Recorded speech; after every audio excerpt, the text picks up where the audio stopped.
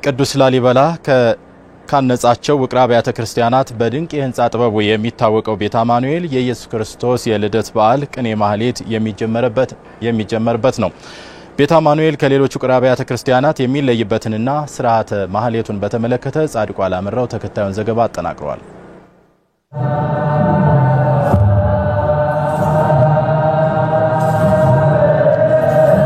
ቅዱስ ላሊበላ ካነጻቸው ውቅር አብያተ ክርስቲያናት አንዱ በሆነው ቤተ አማኑኤል ነው የምንገኘው። ቤተ አማኑኤል ዘመናዊ የህንጻ አሰራር የሚከተለውን መሰረት የጣለ ነው። በፎቅ መልክ የተሰራ ነው። ኢየሱስ ክርስቶስ የልደት በዓል በድምቀት በሚከበርበት የቅዱስ ላሊበላ ውቅር አብያተ ክርስቲያናት ውስጥ አንዱም ቤተ አማኑኤል ነው። ምዕመናን ከተለያዩ አካባቢዎች መጥተው እየጎበኙት ነው የሚገኙት። ወደ ውስጥ ገብተን የህንጻ ጥበቡ ምን ይመስላል፣ ቤተ አማኑኤል ከሌሎች ውቅር አብያተ ክርስቲያናትስ በምን ይለያል የሚሉትን እናስቃኛቸዋለን። ቅዱስ ላሊበላ ካነጻቸው ውቅር አብያተ ክርስቲያናት አንዱ ቤተ አማኑኤል እንደ ቤተ ማርያም ዙሪያውን በማሜ ጋራ የተከበበ ድንቅ የስነ ህንጻ ጥበብ ያረፈበት ነው። በቅዱስ ላሊበላ ገዳም የአራቱ ጉባኤያት አገልጋይ ሊቀ ጉባኤ ሀብተ ማርያም ባዬ ቤተ አማኑኤል በአሰራሩ ለዘመናዊ ህንጻ ስራ መሰረት የጣለ ነው ያሉት። ይህ ዓለም ጠበብቶች +1 +2 +3 እያሉ ከመስራታቸው በፊት እሱ ቅዱስ ላሊበላ ግን ተጠቦና በመንፈስ ቅዱስ ተገልጾለት ቤተ አማኑኤል +3 ያርጎ ነው የሰራው። ከቤተ ገብርኤል ተነስተን ውስጥ ለውስጥ በጨለማ እንመጣለን። ያ ምሳሌ ያለው የሲኦል ምሳሌ ነው። ከዚያ ወደ ገነት ቤተ መርቆሪዎስ እንገባለን። የቤተ መርቆሪዎስን ተሳልመን እጅ ነስተን ውስጥ ለውስጥ በጨለማ ደግሞ ቤተ አማኑኤል እንገባለን። +1 ላይ እናርፋለን። ቤተ አማኑኤል ሶስተኛው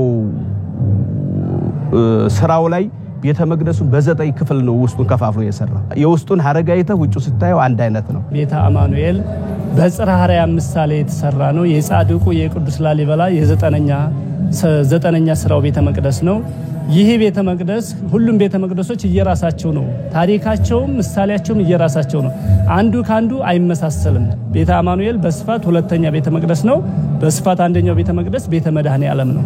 የኢየሱስ ክርስቶስ የልደት በዓል በላሊበላ ውቅር አብያተ ክርስቲያናት ሲከበር ቅኔ ማህሌቱ ታኅሳስ 28 የሚጀምረው በቤተ አማኑኤል እንደሆነ ሊቀ ጉባኤ ሀብተ ማርያም ባዬና ዲያቆን እንቁ ሀብተ ማርያም ተናግረዋል። ዛሬ አሁን ተቆሞ ያለው ቤተ አማኑኤል የዋዜማ ቁመት ነው። ከዚህ በኋላ ማታ ላይ ዋዜማው ተቆሞ 6 ሰዓት ላይ ቅዳሴ ይገባል።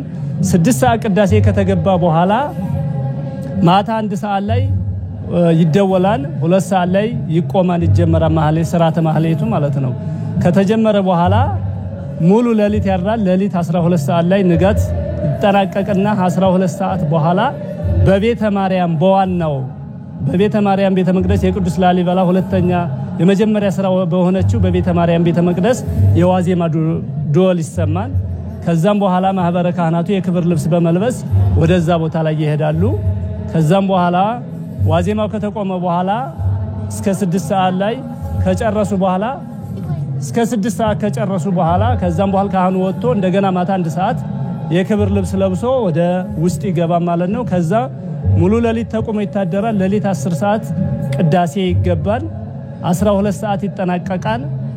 1 ሰዓት ላይ ወደ ቤዛ ሁሉ ወደ ማሜ ጋር ይባላል። በቅዱስ ያሬድም ከድጓው ጀምሮ ገና ብሎ የገናን በዓል በ28 በቤተ አማኑኤል ባቋቋሙም ትምህርት በመጽሐፉም ዓለም በ28 የቅዱስ አማኑኤል ገናን ይዞ ይከበራል። በዚሁ ወረቡ ሲቅም ይባላል።